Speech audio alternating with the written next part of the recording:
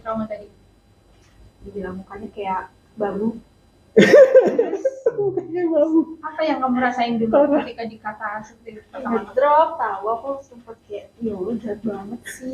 Terus, tapi setelah konsul sama Koko, ya udah, sama muka aku gini diciptain sama Tuhan, mau diapain? Apa ya dia bagaimana? Gitu dong. Kamu sempat curhat ke orang lain mungkin ketika kamu dikata-katain seperti itu? Enggak. Just keep it to myself aja. Terus yang kamu lakuin? Mendem. Jadi akhirnya aku cerahin tadi ke Koko. Berarti semua yang tadi dikeluarin semua atau seperti semua ya? Kalian tahan nggak? Sering ditahan ya? Enggak. Udah keluar semua sih. Ya, hanya itu yang paling menyakitkan ya? Iya. Sakit. Perasaannya sekarang Feel better. dites dulu ya, muka lu kayak babu. Jahat banget ya, besok gue ngomelin lagi. Nggak apa-apa. Tolong jangan dihujat. Udah sih. Ini uji coba, alasannya gitu ya kan, padahal iseng aja. Kok Cuma kalau nggak dites emang ya kita kan nggak tahu ya kan, sekalian aja dimaki. Muka lu kayak babu gitu kan. Kalau udah aman-aman aja kan dia ketawa-ketawa aja. Kalau tadi di ngomongin gini bisa banjir tuh gitu. Itu orang bedanya ya ketika emosi masih ada di tubuh sama udah dikeluarin. Itu kayak lain banget shifting. Oke, kok melihat kan pasti Koko juga memperhatikan pemberitaan mereka berdua, pasti sosial media online pun memberitakan mereka berdua perihal yang jelek. Gimana sih kok melihat mereka berdua ini ketika mungkin pertama kali datang ke sini? Yang kayak tadi saya bilang ya, kalau saya kan karena memang kebetulan juga nggak terlalu banyak aktif di sosial media, tapi kurang lebih saya tahu tentang case-nya. Ya waktu kemarin ini disebutin, ada case-nya Mayang sama Cika nih, gitu. Timku ngomong gitu. Pas aku telusurin, wah gila ini kayaknya parah banget ya, karena memang intens banget kan dari netizen tuh benar-benar kayak aku lihat rame banget gitu. Dan pasti kan kalau yang kayak gitu ngalamin sendiri, kita aja kalau ada orang yang nggak senang 1-2 biji, kayaknya aduh bisa sedih gitu ya. Apalagi kayak satu Indonesia tuh kayak lagi pusatnya tuh ke situ gitu. Karena apa, biasa orang tuh melakukan hal itu karena kemarahan yang ada dalam diri mereka, kesedihannya mereka nggak tahu mau tuangin kemana, mereka nggak bisa lepasinnya, mereka nggak bisa regulate, jadi mereka cuma bisa tuangin ke orang lain. Nah sehingga akhirnya pas aku ngeliat, gila ya ini kalau jadi kayak gini ya pasti akan intens banget rasanya. Terus ternyata ya Tuhan yang temuin lah gitu kan, jadi bisa hari ini datang gitu ngebantuin buat ringanin bebannya.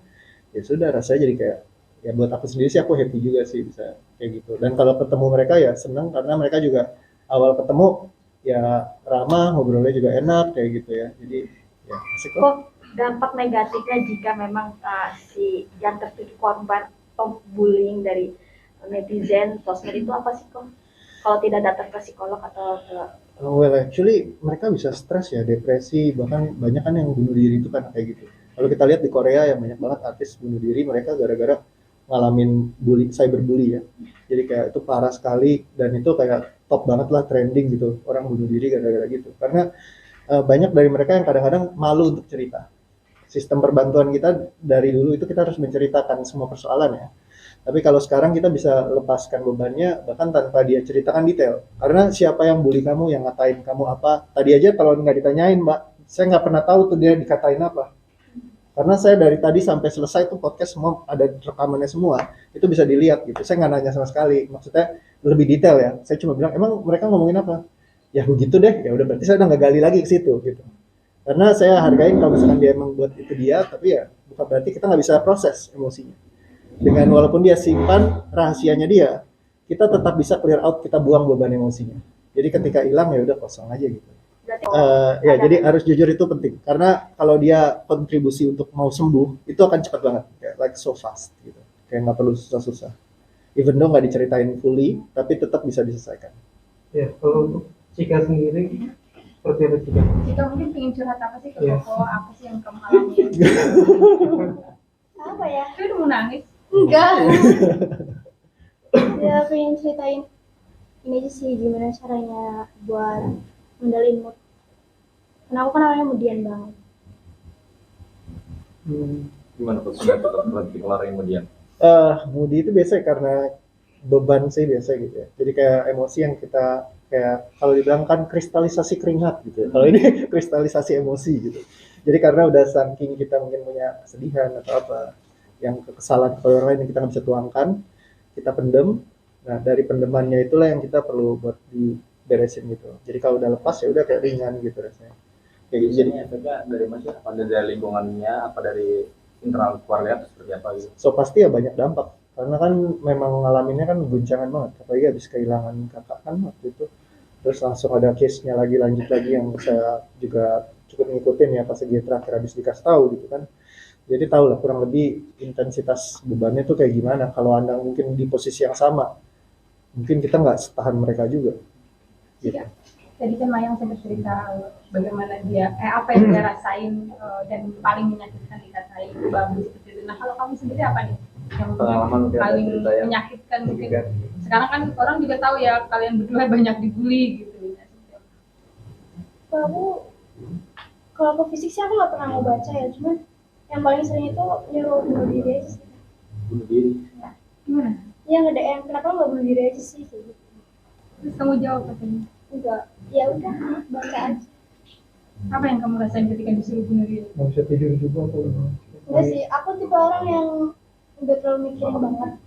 Cuma kalau misalnya emang diomongin diri kan kita mikir ya, emang aku salah apa sih kayak gitu. Cuma kayak udah Terus bikin kamu nangis? nangis ya. Aku kalau nangis suka ngeberat juga sih. Jadi mungkin kalian ngebebanin juga. Nggak apa-apa, sumpah nggak apa-apa. Kok sampai ada yang nge-DM seperti itu? Iya. Ya, gimana responnya? Artinya apa sih untuk para netizen mungkin sendiri buat masukan juga? Sebenarnya sih kalau menurutku ya kita doakan saja dia bahagia, makin kaya raya, happy terus, dapat pacar gitu ya, orang yang mencintai, kasih sayang orang tua. Karena kadang-kadang karena kekurangan kita itulah. Karena saya dulu pernah di posisi itu.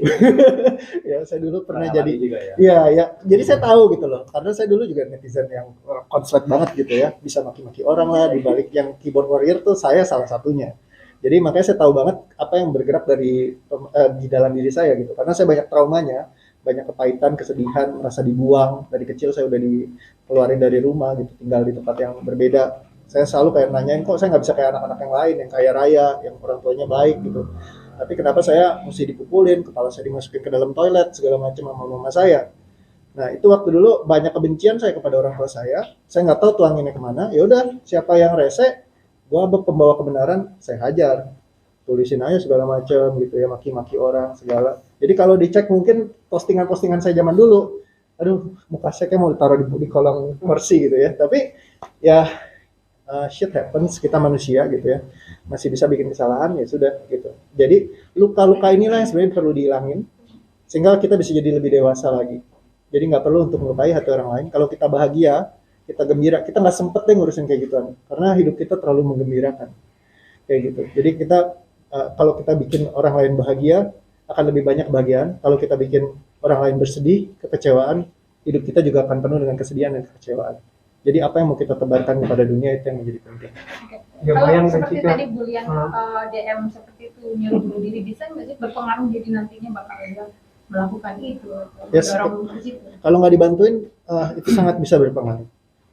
Karena bisa nancep kayak rasanya tuh nyangkut kayak tadi yang dikatain segala macam itu kan kayak kalau kita take it kayak itu ke bawah terus. Seringkali trauma itu ke bawah seumur hidup mereka sampai panjang gitu dan itu nggak kelar-kelar. Kalau kita nggak tahu cara beresinnya keluar dari tubuh fisik, kita hanya bisa terima terus kendalikan pendam, lama-lama dia akan jadi penumpukan. Saat dia udah nggak tahan lagi, itulah bunuh diri biasanya terjadi. Iya. Cika masih kuat? Kuat lah. Gimana sih? Jangan ya. Kuat. Paling ketiga kan ini buliannya kan sudah bikin trauma kamu ya. Itu nggak ada kepikiran untuk lapor polisi atau seperti apa sih? Aduh, Kalau dilaporin polisi penjara penuh, Kak.